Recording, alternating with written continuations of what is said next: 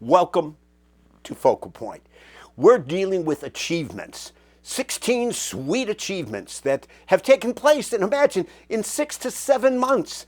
Mr. Trump gets honor, and we give honor to whom honor is due. We know it's God's intervention, but God raises up one and he removes one. And the Bible says when the righteous are in authority, the people rejoice. And that doesn't mean we have flawless leaders, but those that are committed to Judeo-Christian values and standards upon which this nation was birthed.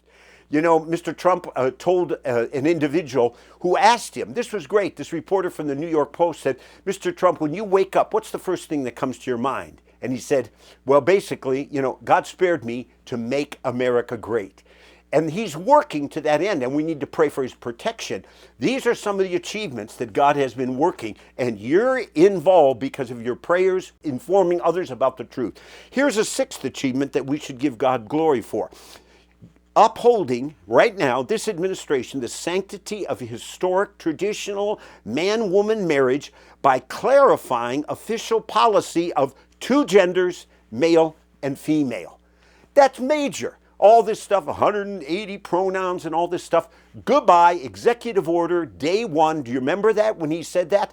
And that shut down all of this woke, radical ideology, even though they're still struggling and saying the trans movement and LGBTQ, they're fighting. And so we have to pray in the Spirit. It's spiritual warfare. But an achievement. Another achievement that I jotted down we should thank God for is this. Signing executive orders requiring protection of girls and women in sports, restrooms, and private spaces. That affects millions nationwide. And you saw what was going on, and now the exhorters, and what we've seen in terms of federal funding for universities, and that they're changing, even with the Olympic. Okay, we won't push and allow men to be out there in that capacity. That's an achievement. Give God the glory. And it's something that this administration has pioneered and worked on. Number 7 is this one. I love this one. Or 8, removing across America any so-called sanctuary cities that defy our Constitution and federal laws regarding harboring law-breaking immigrants legally bound for deportation before applying for citizenship. This is major. And there's still some hanging on. We see it in Boston, some places they're saying, well, we're going to be a sanctuary city.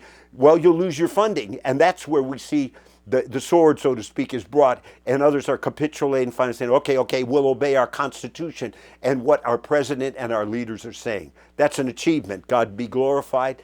Let me give you the next one that I jotted down to give God the glory. Crack down on crime by deploying additional police protection and National Guard in cities like D.C., L.A., Chicago, where criminal activity, violence, and homicides escalate through lax policies and poor leadership. Are you aware that I lived in D.C. 24 years, and I saw the change.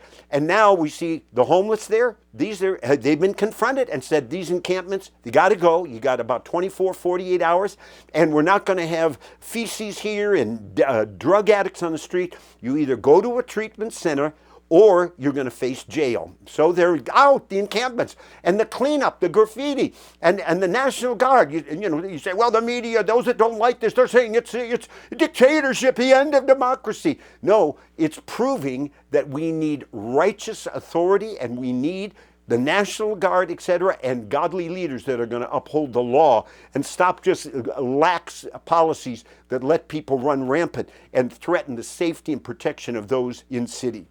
Let me give you one more before we close here. Here's one. I love this one, and it's true.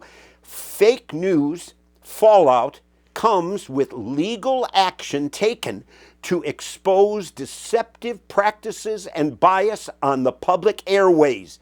NPR and PBS, no more funding, taxpayer funding because of bias. Trump succeeded, sued CBS, ABC. The wake-up call of accountability has come to MSNBC. They've been cut from NBC, and now they're rebranding to try and even survive. This is necessary. It is, because we've seen this. Do you know on The View they did a study and they said with political candidates, and I close with this, they had on The View 102 people to discuss political things. And when they did it, guess what? 102 were liberal, leftist. There was not one conservative. You say, well, maybe they asked somebody. Well, 102? So we're seeing this. And when people say, well, NPR, there's good things. Yeah, but they've also violated the public airways, and our taxpayer money is now pulled. And this is an act, and we thank God, as an achievement in this generation. Hey friends, if you felt this video was helpful, make sure you like and subscribe so you get notified once new videos become available. Thanks.